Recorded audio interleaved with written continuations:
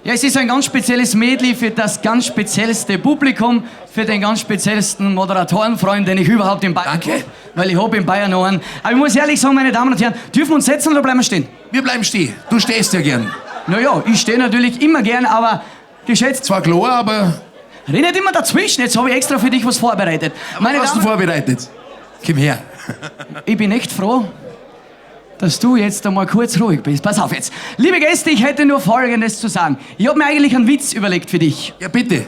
Na, aber der Witz ist mir vergangen, weil ich weiß, sagen wir mal, ein bisschen was davon, was es heißt, eine solche Sendung auf die Beine zu stellen. Und das haben wir vielleicht heute noch nicht erwähnt, denn es gibt ein großartiges Team von VolksTV und es gibt einen Mann, der das Ganze schon fast über ein Jahr organisiert. Der sollte für die Gäste heute Zeit haben, der sollte für die Musiker Zeit haben. Und er sollte natürlich eine richtig tolle Leistung, das ist schon das richtige Wort, eine tolle Leistung als Moderator bringen. Und ich ziehe den Hut, du magst das halt wirklich. Das ist ein Applaus, Hansi Berger, meine Damen und Herren.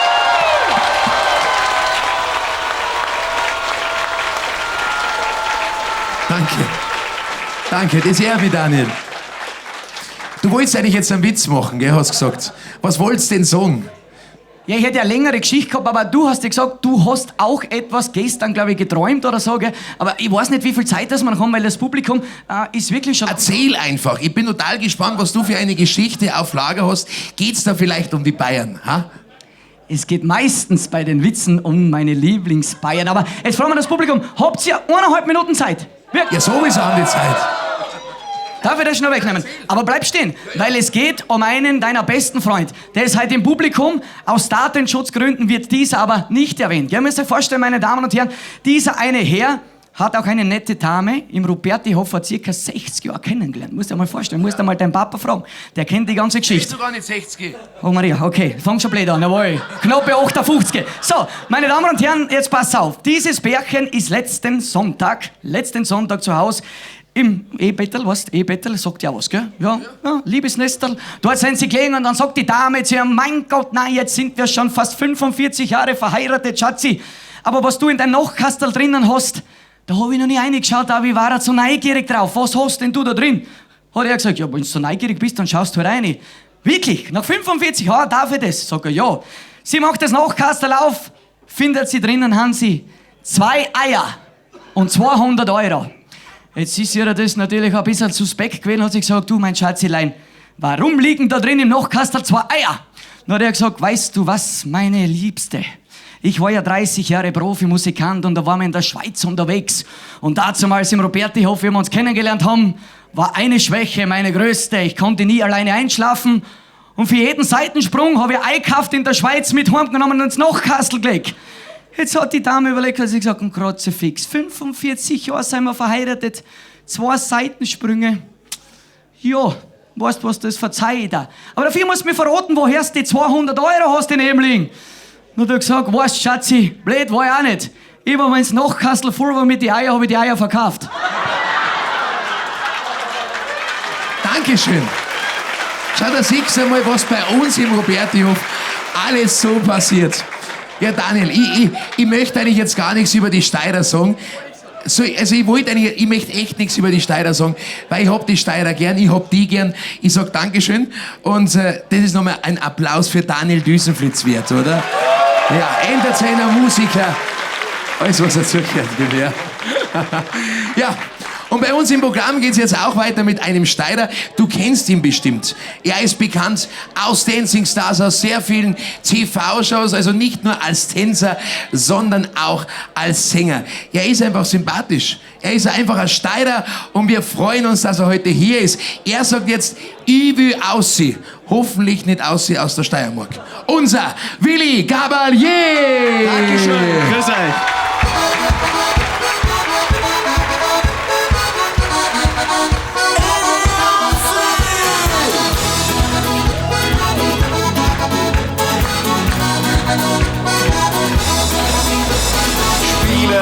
Wir sind heute ganz gemütlich beieinander. Man muss nicht immer Vorteil bleiben, wir haben halt daheim. Doch ich will auch sie, hey. Ich will auch sie, hey. Hey, ich war erst letztens ganz schön lang mit Kontakt. Komm ich erst in der Früh voll torkeln wieder heim. Doch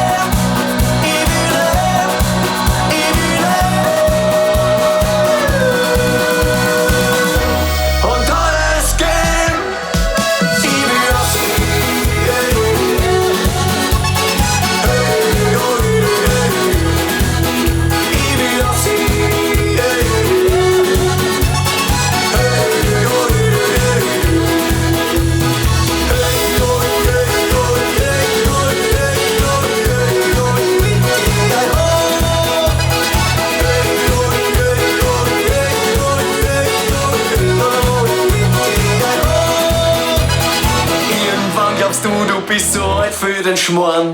Und alle sagen, komm, jetzt gehen wir's ruhiger an. Doch ich will auf sie, hey. Ich will auf sie, hey. Ich will auf sie.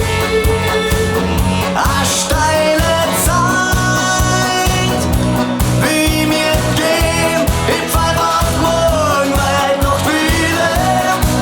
Ich will leben, ich will leben. Und alles geben, ich will auf sie.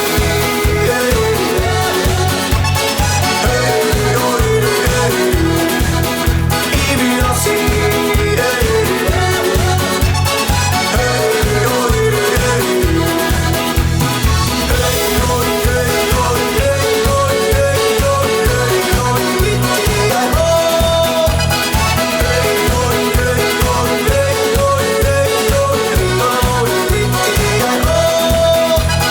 Spieleabend, wir sind heute ganz gemütlich beieinander. Man muss nicht immer Vorteil bleiben, einmal daheim. Ich will auf sie.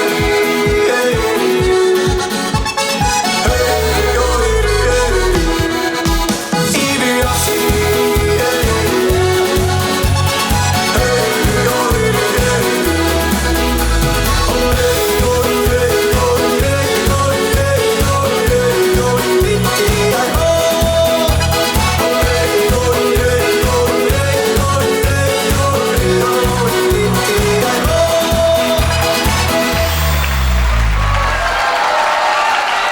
Ein waschechter Steirer. Unser Willi Gavalier. Willi, hast du kurz Dankeschön. Zeit für mich? Natürlich, Dann danke komm her vielmals. zu mir. Ja, bitte, ist meine Ehre. Vielen Dank. Willi, jetzt sehen wir uns wieder, es ist schon länger her. Ich glaube so ungefähr 2 Stunden. Willi, ein ganz neuer Titel von dir. Ich glaube, der kommt frisch aus dem Tonstudio, oder? Ja, es war eine ganz spontane Idee, etwas zu machen. Mein Knie ist kaputt. Leider für ein halbes Jahr muss ich aussetzen mit dem Tanzen. Und ich habe mir gedacht, gut, mache ich das, was ich vor ewigen Zeiten gemacht habe, nämlich ein bisschen gesungen. Ja, und das ist dabei rausgekommen. Ja, es kommt ja super an beim Publikum. Oder was sagt ihr? Ja. Dankeschön. Das heißt dann eigentlich, dass wir uns vielleicht in Zukunft sogar auf eine CD von dir freuen dürfen. Ja, es wird bestimmt was geben. Fürs Tanzen braucht man auf jeden Fall eine Musi. Und ja, so gesehen kann ich in meiner beruflichen Tätigkeit zum Glück beides vereinen. Tanzen und singen, weil ohne Musik kein Tanz. Ja, und das kommt auch an. Und Willi, ich sag Dankeschön für deinen Vielen Dank, Besuch. Dankeschön. Wie schaut's eigentlich in der Liebe bei dir aus? Ich glaube, du bist verheiratet. Fix zusammen, ja. Fix zusammen. Auch eine Steirerin. Ja, nein, ich hab ein bisschen zur Genauffrischung weiter hinausschauen müssen. Ich habe eine Niederösterreicherin geheiratet, total exotisch. Ja. Aber wir sind mittlerweile fast 4 Jahre glücklich verheiratet. Und das ist ja gut so, oder? Ja, es ist ein Traum. Wir Die tanzen Liebe auch ist das miteinander. Wichtigste im Leben. Dankeschön. Wir tanzen miteinander. Das ist auch sehr wichtig, dass man eben auch den Beruf bzw. auch das Hobby ein bisschen teilt. Und über die Liebe weiß auch unser nächster Interpret oder Ansager ein bisschen mehr. Der ist schon seit über 45 Jahren verheiratet. Oh, da kann sehr ich nicht glücklich. mithalten. Und ja, was er da alles so erzählen zu hat über die Liebe, das hören wir jetzt. Und ich würde sagen, wir haben jetzt einen Applaus für unseren Lenz Berger.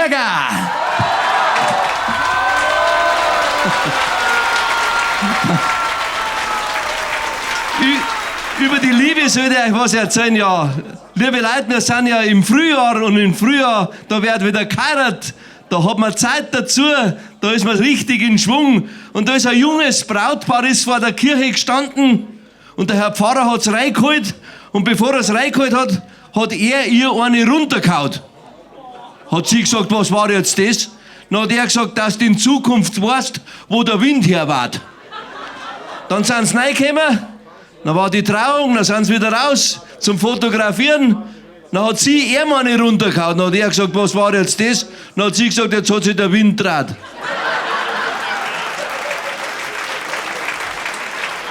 Und da haben sie 2 Freunde unterhalten und der eine zum anderen gesagt, bist du jetzt schon verheiratet? Hast du jetzt schon eine Braut?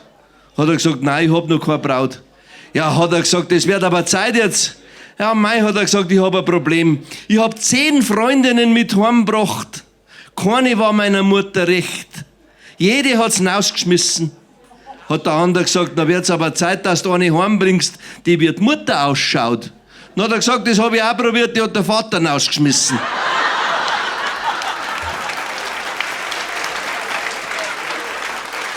Dann hat der andere gesagt, jetzt muss ich dir was erzählen, wie ich geheiratet hab. Also bevor ich geheiratet hab, wie ich meine Freundin kennengelernt hab, haben wir Folgendes gemacht. Ich war im Deutschunterricht so schlecht in der Schule, ich hab lauter 5er und 6er geschrieben und sie lauter 1er und 2er. Dann haben wir untereinander ein bisschen geredet, damit ich ein bisschen besser wäre. Und dann sind wir auf der Hausbank gesessen, dann haben wir ein bisschen geübt. Dann hab ich zu ihr gesagt, Liebling, wenn ich dich jetzt liebe, bin ich dann ein Lieber? Hat sie gesagt, nein, dann bist du ein Liebender. Habe ich gesagt, und wenn ich dich küsse, bin ich dann ein Küsser? Nein, dann bist du ein Küssender. Dann habe ich gesagt, und wenn ich dir die Unschuld raube, bin ich dann ein Rauberer? Na, hat's gesagt, na bist du ein Zauberer.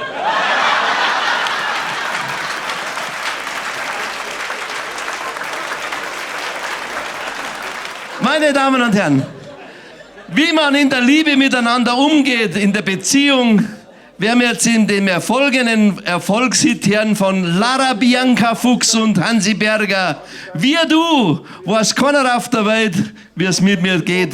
Wir du, weiß keiner, wie es für mich denn wirklich Zeit. Wir du, der Erfolgshit von Lara Bianca Fuchs und Hansi Berger.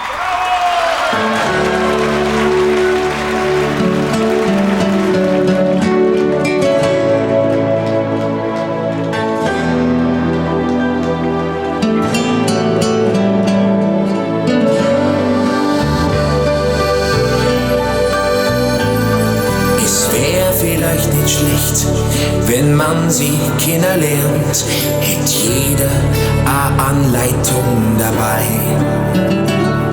Es wär bestimmt nicht schlecht, wenn wo geschrieben stand, wie miteinander umzugehen sei.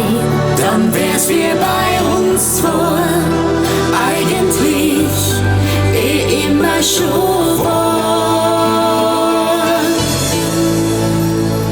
Wir du, kann keiner mit mir umgehen auf der Welt. Wir du, weiß keiner, was für mich denn wirklich zählt. So wie du, kann keiner immer wieder zu mir stehen. Ich weiß, es kann kein anderer wie du. Mit mir gemeinsam durchs Leben gehen. Es ist heute ideal, wenn ich wie in einem Buch in deine Augen alles lesen kann. Und ich weiß ganz genau, geht's dir mal nicht so gut, obwohl wir noch nicht lang zusammen sind. Es ist wie's bei uns war, eigentlich vor Anfang an war. Wir du, kann keiner mit mir umgehen auf der Welt. Wir du, weiß keiner, was für mich denn wirklich zählt. So wie du, kann keiner immer wieder zu mir stehen. Ich weiß, es kann kein anderer wie du. Mit mir gemeinsam durchs Leben gehen. So wie du.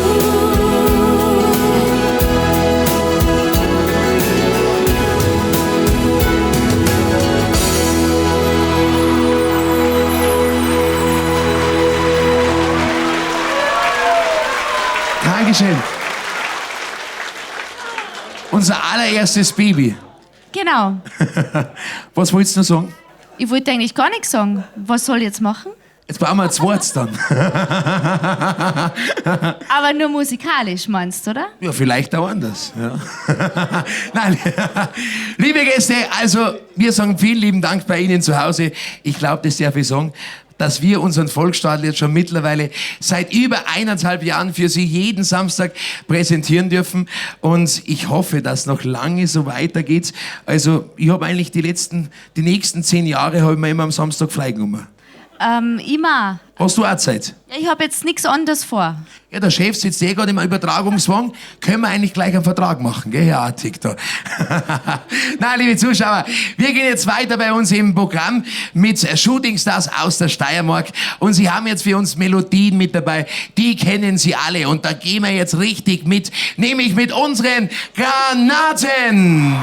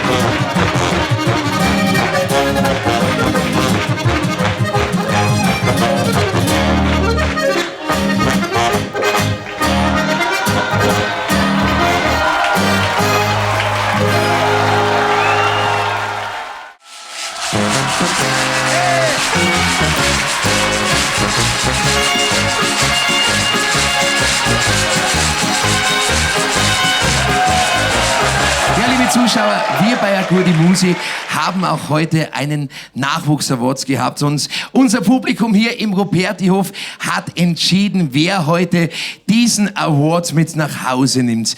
An dieser Stelle möchte ich Dankeschön sagen bei einem Mann in Graz, nämlich beim Ernst Strasser, der diesen Award auch unterstützt. Und da bitte mal einen Applaus für Ernst Strasser von Strasser Monika, der heute diesen Award präsentiert. Und unsere Nachwuchsinterpreten, die warten jetzt schon auf das Ergebnis auf unserer Bühne. Und ich schaue jetzt einmal hoch zu unseren Nachwuchsinterpreten. Und die haben sich jetzt alle noch mal einen riesengroßen Applaus verdient. Einmal Fetzig hoch 3. Unsere Michelle Böhnisch.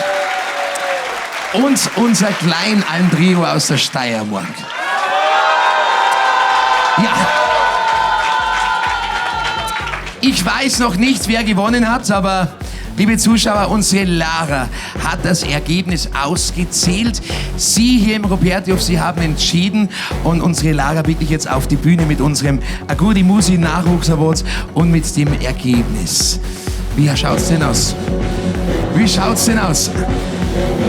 Also Lara, war das Ergebnis, war es eigentlich einseitig oder wie war es knapp? Nein, es war, also der erste Platz war schon ziemlich eindeutig. Okay. Ja, du darfst noch nicht spicken. Spicken darfst du noch nicht. Du willst erst noch ein bisschen was erzählen. Also wir haben, wie gesagt, haben wir heute 3 Interpreten. Haben wir heute zum einen unser Kleinalm-Trio aus der Steiermark, die ihre Heimat gern besingen mit ihrem Geisterlied. Oder wir haben unsere Michelle Böhnisch aus der Lausitz, die heute meilenweit gesungen hat. Oder werden heute 2 junge Burschen und der Jungs Dirndl diesen Award mit nach Hause nehmen. Sie hier im Robertihof, Sie haben entschieden. Sie haben einen Gewinner ermittelt und gewonnen. Mit insgesamt 60% der Stimmen hat gewonnen das Kleinalm-Trio mit dem Geisterlied.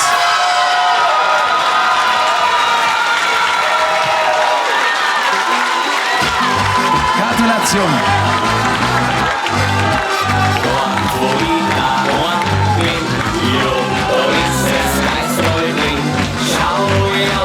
Gratulation, Männer! Also, habt ihr Instrumente da? Die Instrumente? Applaus! War knapp? Also, liebe Zuschauer, also, unser Kleinalm-Trio, die holen jetzt die Instrumente, ihr dürft noch mal spielen. Also, wir wollen einmal noch euren Titel hören. Und Lara, also nochmal vielen lieben Dank für deine Auszählung. War's schön? Also ich muss sagen, die 3 an sich, jeder ist eine Klasse für sich gewesen. Also sie haben sie wirklich sehr ins Zeug gelegt und es ist halt immer so, einer muss gewinnen, aber alle anderen waren auch gut und hoffentlich das nächste Mal auch wieder dabei bei Agudi Musi. Auf jeden Fall. Also, ja, also unsere Interpreten, unser Kleinalm-Trio, kommen jetzt nochmal zu uns auf die Bühne. Lara, du darfst jetzt mitkommen. Und ja, liebe Zuschauer, wir freuen uns jetzt auf den Siegertitel, nämlich von unseren Agudi Musi Nachwuchs Awards. Das haben 3 junge Burschen, nämlich der Kevin, der Luca und der Fabio. Markus, Entschuldigung. Habe ich vergessen gehabt, verwechselt. So wie den Namen. Aber wir freuen uns jetzt auf den Siegertitel des Agudi Musi Nachwuchs Awards 2019 von Kleinalm-Trio mit dem Geisterlied.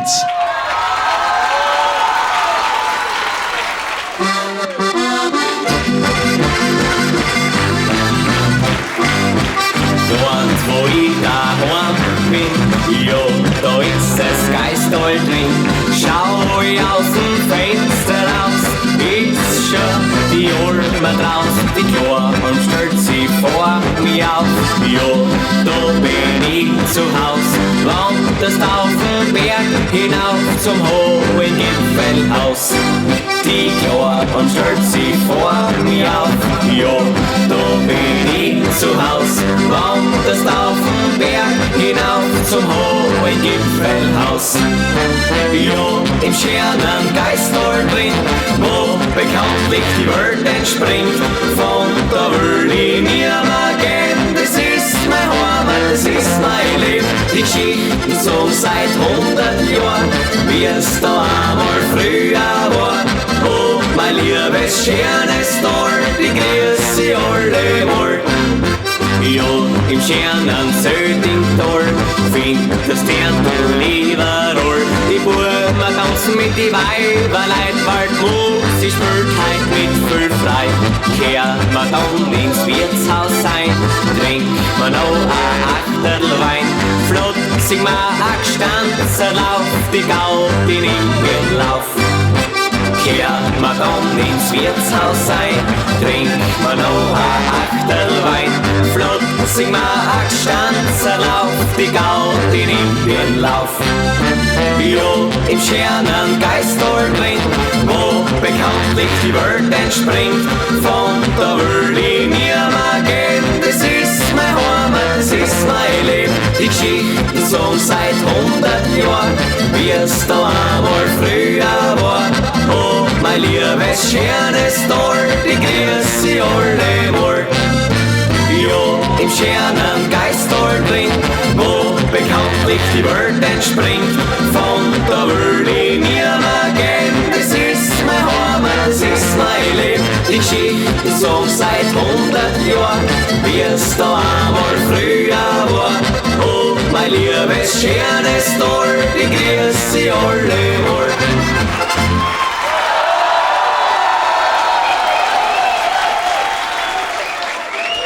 Nochmal Gratulation an unser Kleinalm-Trio, an die Sieger des Agurdi Musi Nachwuchs Awards. Männer, alles Gute. Und was ich ganz vergessen habe, der Gewinner, also des heutigen Awards, das Kleinalm-Trio, ist auch bei der nächsten Gurdi Musi mit dabei. Was sagst du? Also, beim nächsten Mal sind sie wieder sicherlich mit dabei und ich freue mich. Gratulation, total toll. Ja, liebe Zuschauer, ja, jetzt geht's weiter bei uns im Programm. Eine Schlagersängerin, ebenfalls aus der Steiermark, und die Aufnahme ihrer ersten CD hat damals ihre Oma ermöglicht und steht bereits schon seit mittlerweile 10 Jahren in ganz Europa auf der Bühne. Sie hat heute einen Titel mit dabei. Der wird zurzeit im Radio auf und ab gespielt. Wir freuen uns jetzt auf Sie, auf die sympathische Sängerin aus der Steiermark, unsere Nathalie Holzner.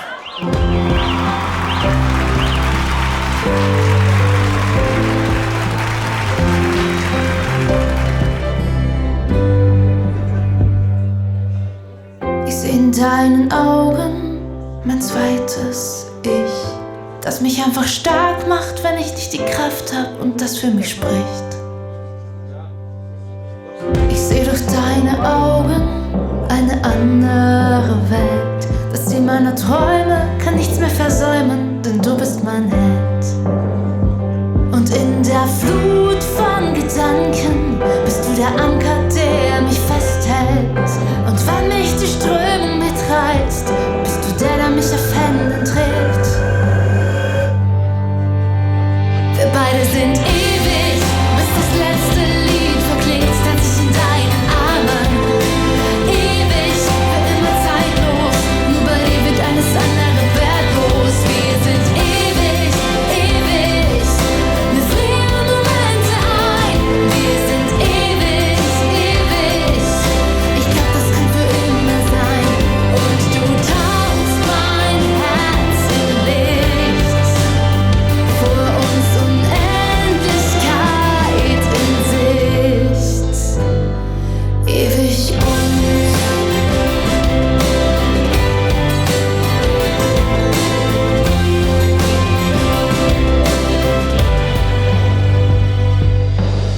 Ich fühl in deinen Armen tiefe Geborgenheit.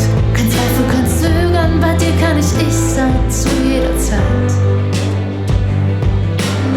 Ich fühl durch deine Arme nie wieder Einsamkeit. Eine sanfte Berührung, um uns wird die Welt stumm und alles wird leicht. Und in der Flut von Gedanken bist du der Anker, der mich festhält.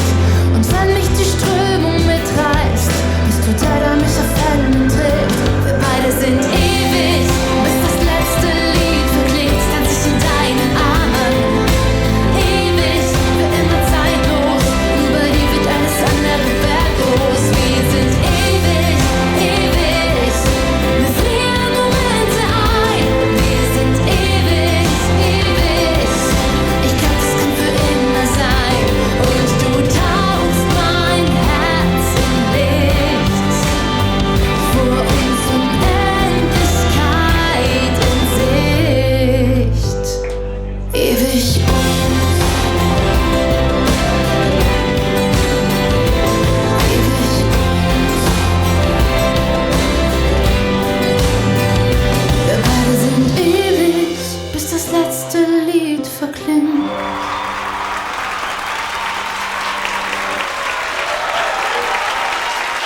großen Applaus für unsere Nathalie Holzner.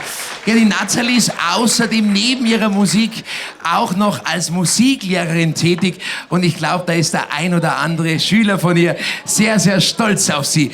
Ja, liebe Gäste, wir kommen jetzt in unser Finale und jetzt kommt noch mal einmal zu uns eine Dame auf die Bühne.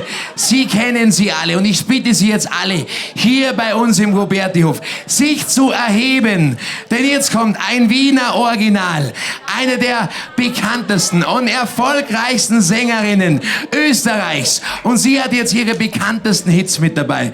Wir freuen uns jetzt auf unsere Jazz Kitty!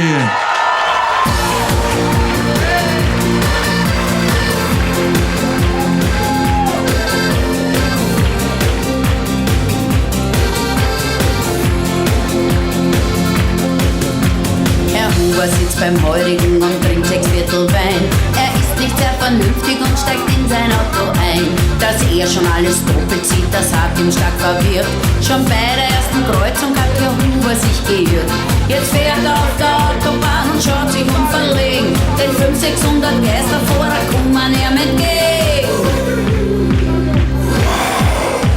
Ein Wunder, es ist ein Wunderschön. Die Augen ohne Brot, sowas gibt's nicht alle Brot. Ein Wunder, es ist ein Wunderschön. Die Augen ohne Brot, sowas gibt's nicht alle Brot. Ein Wunder, Holleretti, bitte, Disco, Killeretti, oh. Ein Wunder, Holleretti, bitte, Disco, Killeretti, oh.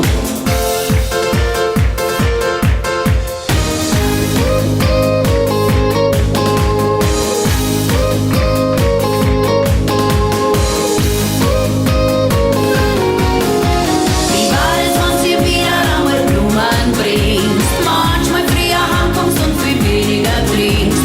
Wie war es, wenn du sagst, dass du gern bei ihr bist? Und außerdem nicht jedes Jahr den Hochzeitstag vergisst. Denn sie erwartet sie wirklich keine Wunder vom Leben. Doch ich bin überzeugt, es könnte euch viel mehr geben. Wenn ihr euch mehr bemüht, nur du und sie. Wie war es für dich?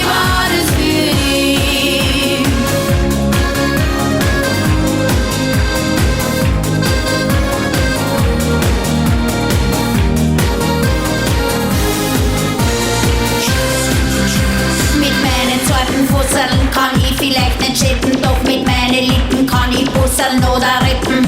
Wenn du Lottoziehung schaust und 6 richtige hast und dann neben dir der kleine Sohn verblasst und er sagt, bitte Mama, erspart doch den Zorn, ich hab letzten Freitag dein Lottoschein verloren. Dann trinkt die nicht, sie ist ja schon spät und weiß nicht anders geht. Bitte trink die nicht, wenn's einmal runtergeht. Weil du kommst drauf, es geht auch wieder bergauf.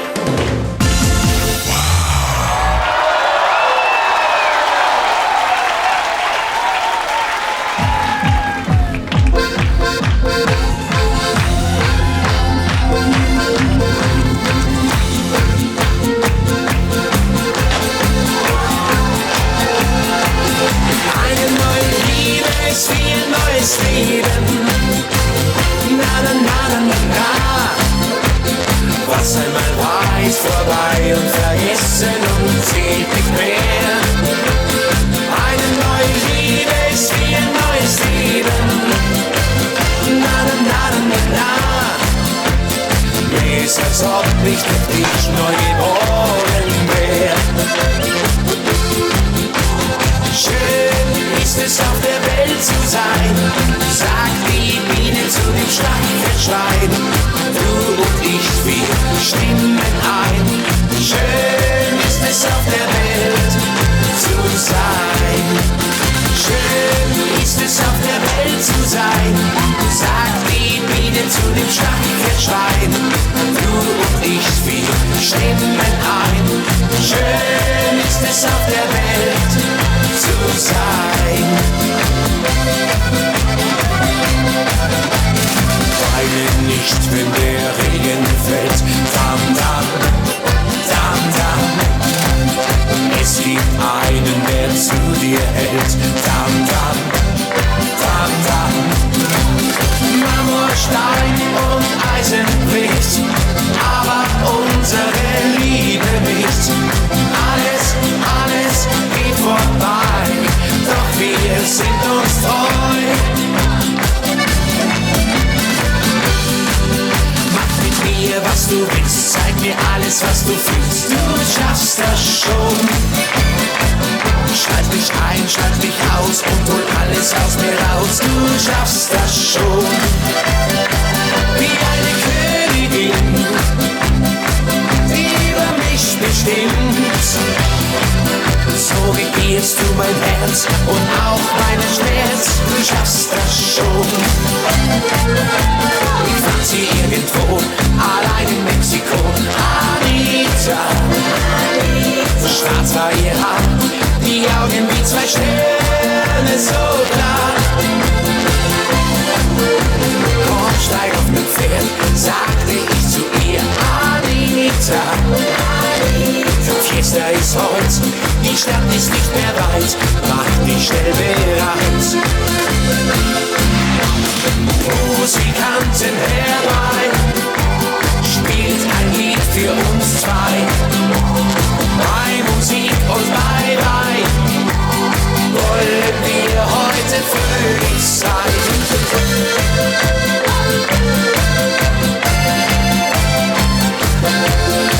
Und dann die Hände zum Himmel, komm, lasst uns fröhlich sein. Wir klatschen zusammen und keiner ist allein. Und dann die Hände zum Himmel, komm, lasst uns fröhlich sein. Wir klatschen zusammen und keiner ist allein. Wir klatschen zusammen und keiner ist allein.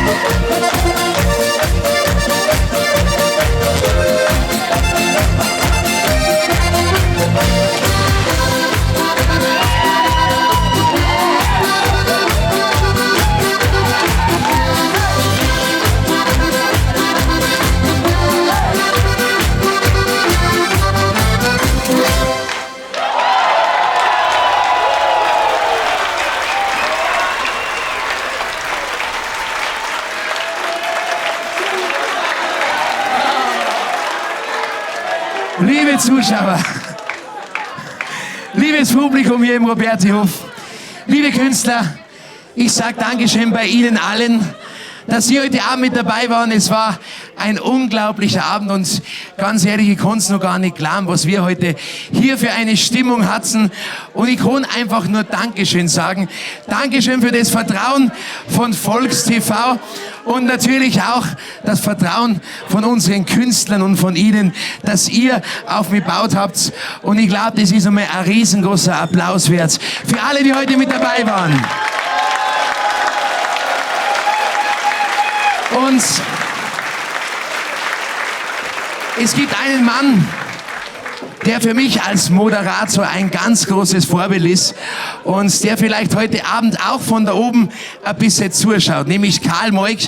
Er hat über 25 Jahren die Musikantenstadel geführt, moderiert, die Musik zusammengestellt und ich glaube, er hat es auch verdient, dass wir auch ein bisschen an ihn denken, denn viele Interpreten wird es nicht ohne ihn geben und als kleines Dankeschön beenden wir heute Abend unsere Sendung A gute Musi mit Servus für Gott und auf Wiedersehen und ich sage Dankeschön. Macht's es gut. Servus!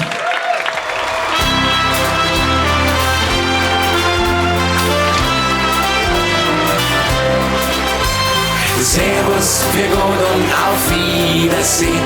Die Musik ist leider jetzt aus. Servus für Gott und auf Wiedersehen.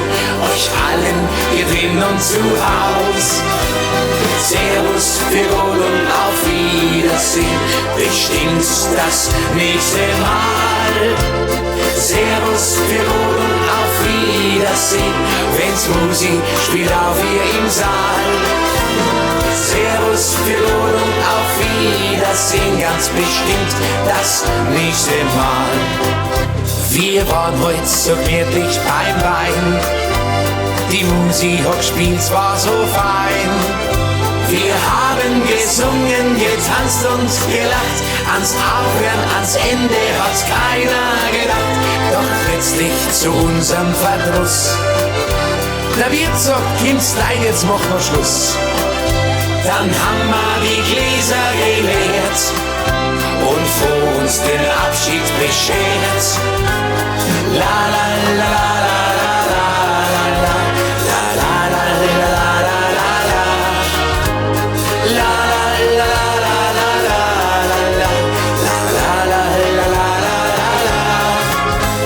Servus für Gott und auf Wiedersehen, bestimmt das nächste Mal. Servus für Gott und auf Wiedersehen, wenn's Musik spielt auch hier im Saal. Servus für Gott und auf Wiedersehen, ganz bestimmt, ganz bestimmt, ganz bestimmt das nächste Mal.